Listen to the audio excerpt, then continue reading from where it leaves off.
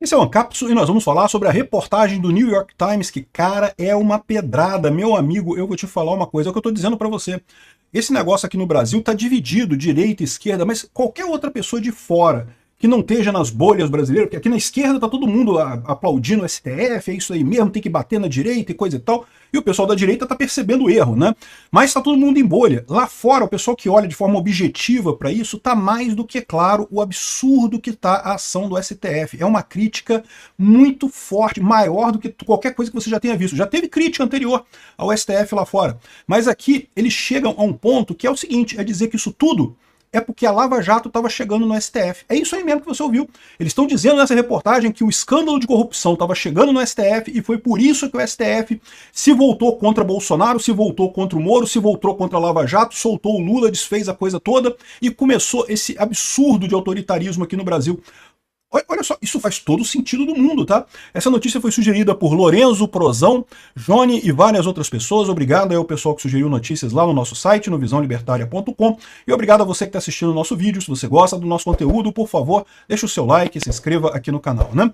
Pois bem, a reportagem saiu lá nos Estados Unidos, tá? É essa reportagem aqui no New York Times, em inglês, evidentemente, falando aqui que o chefe da Justiça do Brasil, nós estamos salvando a democracia, tá? E é aquilo que eu falo para vocês, tá? Essa frase do salvador da democracia, aqui no Brasil o pessoal não liga muito a essas coisas não, mas qualquer um que estude história sabe como é que é esse negócio. A democracia, meu amigo, ou ela sobrevive por conta própria, ou ela já morreu. Não tem esse negócio de salvador da democracia. No momento que uma pessoa vira e fala, eu sou o salvador da democracia, essa pessoa é um ditador, cara. Os militares falaram a mesma coisa em 64, estavam salvando a democracia. Você lembra que ia ter o golpe do Jango? Né? O Jango ia dar o golpe comunista no Brasil, vamos salvar a democracia. Meu amigo, salvador da democracia é o mesmo que ditador. E parece que a nossa Suprema Corte não tem a cultura necessária, histórica, para perceber esse fato, né? E o Barroso falou nessa entrevista lá nos Estados Unidos que não, que nós estamos salvando a democracia. E os caras botaram aqui no topo, ó, porque isso aqui é a mesma coisa que dizer eu sou um ditador, né? E é isso que está acontecendo mesmo. Mas o mais impressionante é a descrição que eles fazem do fato aqui. Já teve outras reportagens com críticas ao STF, tá? Já teve crítica àquelas prisões no grupo de WhatsApp. Lembra aquele grupo de WhatsApp que estava o Luciano Hang e que aí um cara tinha dito que preferia um golpe do que Lula e o outro aplaudiu e não sei o que lá. E duas pessoas tiveram essa interação que você pode considerar errada. Eu acho que, cara, besteira, isso não é uma... Ninguém estava falando assim, vamos fazer um golpe, vamos organizar um golpe. Não, o cara falou, não, eu preferi um golpe do que o Lula. Mas enfim, você pode até criticar isso, mas de novo, era um grupo privado, ninguém estava fazendo nada. O Luciano Hang e muitas outras pessoas sequer participaram dessa conversa, estavam no grupo, mas nem participaram dessa conversa. Todo mundo sofreu busca e apreensão e não sei o que lá, um autoritarismo absurdo. Mas aí, eles vão mais adiante aqui, ó. Essa reportagem em inglês aqui, ó, em inglês eu não consigo ler porque tá no paywall lá americano, mas eles disponibilizaram a versão em português. Aqui, ó, Supremo está salvando ou ameaçando a democracia. Eles mudaram um pouco o título, mas é a mesma reportagem daqui, tá? Enfim, eu vou deixar o link dessa reportagem, que eu acho que vale a pena até ler isso aqui. Se você tiver tempo para ler isso daqui, vale a pena. É muito bacana a reportagem. Começa falando aqui, ó, do Daniel Silveira. O Daniel Silveira, um policial que se tornou congressista da extrema-direita brasileira, estava furioso. Acreditava que o Supremo estava perseguindo conservadores e silenciando-os nas redes sociais. O que estava acontecendo, né? Isso aqui é 2019, lembra, né? E daí ele sentou no sofá e começou a gravar. Quantas vezes eu imaginei você na rua levando uma surra, né? E é o que eu falo. O Daniel Silveira falou coisas que podem ser entendidas como uma ameaça, falou, mas era muito mais um desabafo do que qualquer outra coisa, né? E aí ele conta aqui justamente o absurdo. Silveira tá preso até hoje, não sei o que lá, e no final das contas o Supremo Tribunal Federal tem expandido seus poderes para realizar uma campanha abrangente na defesa das instituições brasileiras de ataque, muitos desses online. Para a esquerda, a ofensiva ajudou a salvar a democracia brasileira, para a direita tem feito do tribunal uma ameaça à própria democracia. Ambos os lados podem estar certos. Mas se você ler o texto aqui, você vai ver que a conclusão deles é muito pior do que essa, porque na verdade nunca teve salvar a democracia. Essa foi a desculpa do STF. O motivo pelo qual o STF começou essa onda de autoritarismo foi a Lava Jato chegou no STF. Tá aqui, ó. Aqui, ó. No começo de 2019, reportagens da imprensa sugeriram que a enorme operação anticorrupção à Lava Jato estava começando a investigar alguns ministros, inclusive o presidente do Supremo na época, o ministro Dias Toffoli. Foi a reportagem O Amigo do Meu Pai, da revista Cruzoé, né? O Toffoli repudiou veementemente matérias que alegavam que o Supremo estava tentando sufocar a investigação. Atacar a cada um de nós já é um ataque contra todos, disse o ministro a seus colegas da corte em 2019. Ou seja, o Toffoli falou que o STF não está tentando abafar as investigações da Lava Jato, a gente não tem nada a temer. Calúnia, difamação e injúria não serão admitidos, porém, né? Mas era mentira, não tem nada. O Toffoli falou que não tinha nada, né? No dia seguinte, o ministro Toffoli abriu o inquérito das fake news. Então repara uma coisa curiosa aqui, né? Uma associação que, olha só, até eu demorei a fazer essa associação, eles fizeram a associação rápido aqui. O inquérito das fake news, o motivo teria sido ameaças de pessoas que estavam online xingando e ameaçando o Supremo Tribunal Federal, né? Bolsonaristas que xingavam o STF, que falavam mal do STF, que queriam troca de ministros e coisa e tal. Só que isso foi logo em seguida a essa reportagem da Cruzoé do amigo do meu pai, que ligava o Toffoli ao Odebrecht, né? Aqui, ó. Na ocasião, uma página, em uma decisão de uma página, afirmou que o tribunal iria investigar notícias fraudulentas, falsas comunicações de crime, denunciações caluniosas, ameaças e demais infração que atingem a honorabilidade e a segurança do Supremo Tribunal Federal, dos seus membros e familiares, né? E a justificativa legal foi absurda, foi aquele negócio do regimento interno que permitia investigações em crimes na dependência do tribunal. É uma lorota completa isso, né? Entendeu que a internet é dentro do tribunal, né? A internet é dentro do tribunal, então eu posso investigar aqui uma lorota que o pessoal aponta. Hoje o mundo é digital, qualquer ataque em qualquer lugar, a instituição é um ataque ao Supremo Tribunal Federal, então o mundo inteiro é dentro do Supremo Tribunal Federal agora, qualquer ataque eles podem investigar, né? Aqui, ó. De repente, o Supremo Tribunal Federal tinha poder para investigar qualquer crítica contra si próprio em qualquer lugar. Um outro problema aqui, tá? Lembra, inquérito é uma coisa que, dentro do direito, né, no devido processo legal, é uma coisa que tem que ter um fato definido.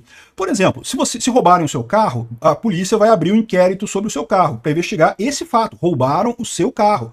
Quem que fez isso? De que forma que foi feito? Usou violência ou não usou? Quem foi a pessoa? Para onde levou o carro? O inquérito é para responder perguntas sobre um fato específico. O inquérito das fake news começou, né, na origem, eram essas ameaças que tinham alguns bolsonaristas tinham falado contra o STF. Teve um pessoal que xingou o Alexandre de Moraes no apartamento dele, lá em frente ao prédio dele, coisa e tal. Só que virou um inquérito infinito, que investiga qualquer coisa que chegue no STF, né? Então não tem um fato determinado, não é para investigar nada, é para usar isso como toda ditadura usa para fazer ataques. Repara, neste momento, Bolsonaro está começando o governo dele. Não tinha nada, não tinha golpe, não tinha nada, na verdade, né? Haviam alguns apoiadores de Bolsonaro que já naquela época pediam golpe de Estado? Já tinha, né? Sempre teve essa turminha, a gente encontrava lá nas manifestações e coisa e tal. Ninguém gostava desse pessoal, mas o pessoal estava lá.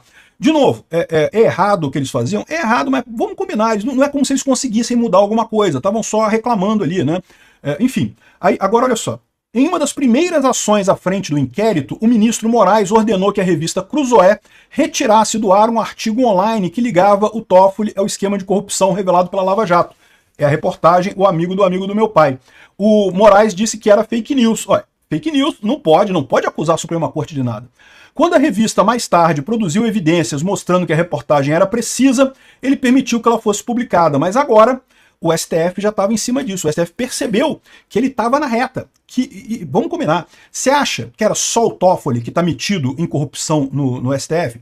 Por que você acha que o Gilmar Mendes é dos mais revoltados com essa história toda da Lava Jato? O Gilmar Mendes, meu amigo, eu não sei, eu não tenho evidência nenhuma, mas sugere essa raiva toda que ele tem da Lava Jato, que no final das contas, ele está nessa leva também, ele está nessa turma também. O Barroso, que defende tanto o STF, que foi tão contra o Bolsonaro, meu amigo, o Barroso deve estar nessa história também, devem estar praticamente todos ali, inclusive o Alexandre de Moraes. Porque lembra, naquela época também, a Lava Jato já estava chegando no PSDB. O PSDB é o partido do Alexandre de Moraes, é o pessoal do Alckmin, né, a turma toda do Alexandre de Moraes ali, né? Aqui, ó. Na mesma época, o ministro Moraes ordenou operações de busca e apreensão contra 7 pessoas que criticaram o tribunal em postagens online. Alguns chamaram o tribunal de corrupto, o que, caramba, né? Será que é? Será que não é? Mas dizer agora que já é um absurdo. E exigiram a destituição de ministros. A polícia entrou nas casas dos investigados, confiscou telefones e laptops.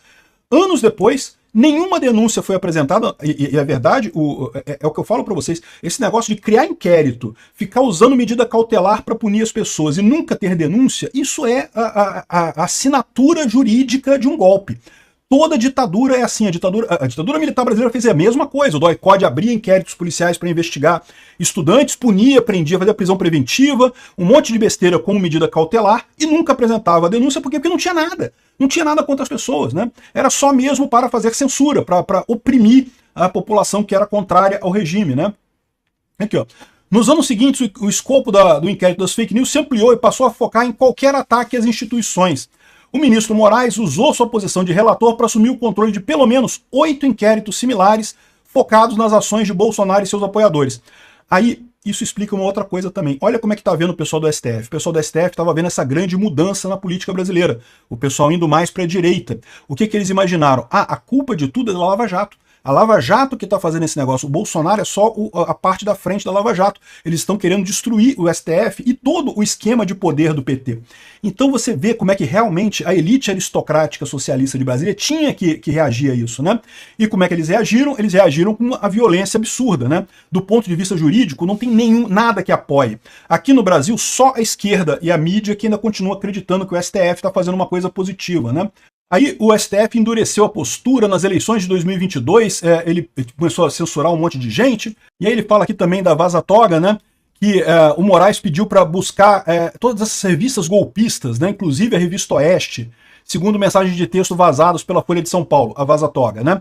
O assessor do tribunal respondeu que só conseguiu encontrar publicações jornalistas que não diziam nada no site da Oeste, né, segundo as mensagens. O auxiliar de Moraes respondeu: use a criatividade. O assessor disse que daria um jeito e, de fato, semanas depois, o YouTube bloqueou temporariamente a Oeste de exibir anúncios em seus vídeos, alegando que havia publicado conteúdo prejudicial. Né? Ou seja, mais uma vez, o Alexandre de Moraes interferindo nisso daí. Né? A revista depois afirmou que processou o YouTube e encontrou durante o processo uma ordem do ministro Alexandre de Moraes para bloquear a monetização da Oeste no YouTube. Ou seja, o que o Moraes faz? Ele manda as empresas de mídia bloquearem, mas não dizerem que foi ordem do Supremo Tribunal Federal. Olha que absurdo, que é uma censura e que se pretende secreta, né? Cara, isso é um escândalo. Eu fico imaginando os americanos vendo isso daqui. Cara, é um escândalo, né? E o mais bacana dessa história toda aqui, aí depois ele fala aqui também, ele traz um monte de opiniões de juristas que falam que tem exagero, evidentemente que tem exagero aqui, que mesmo no caso do Daniel Silveira, que embora, né, você possa dizer que o cara fez uma ameaça velada ali, que tem coisa estranha, vários juristas aqui criticando o STF. Então, ou seja, a conclusão que ele chega aqui é que essa história toda do STF ter aumentado os poderes não teve nada a ver com o golpe de Bolsonaro. Teve a ver com a investigação de corrupção que estava chegando no STF. Era isso que era a preocupação do pessoal do STF. Foi isso que fez o STF mudar de ideia, né? O pessoal percebeu que, sim, eles devem estar todos enrolados em corrupção, iam acabar todos caindo, então precisavam reagir, e essa foi a reação. É o que a gente está vivendo até agora. Não tem nada a ver com tentativa de golpe, porque eles sabiam que as Forças Armadas não iriam fazer isso, que não ia ter nada ali.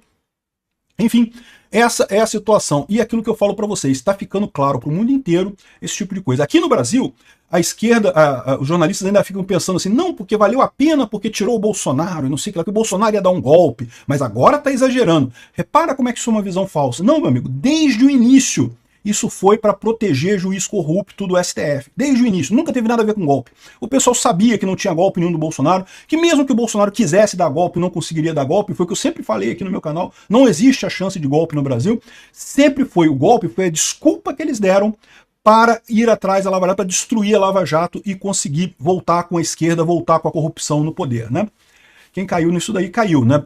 Mas é o que eu falo para vocês, a mensagem é de esperança, a verdade vai vir à tona, meu amigo. Esse pessoal do STF vai pagar por isso, pode demorar muito tempo, não vai ser rápido não, tá? Vai demorar tempo, mas é mais do que inevitável que um dia esse pessoal vai pegar cadeia para pagar pelos crimes que estão cometendo agora.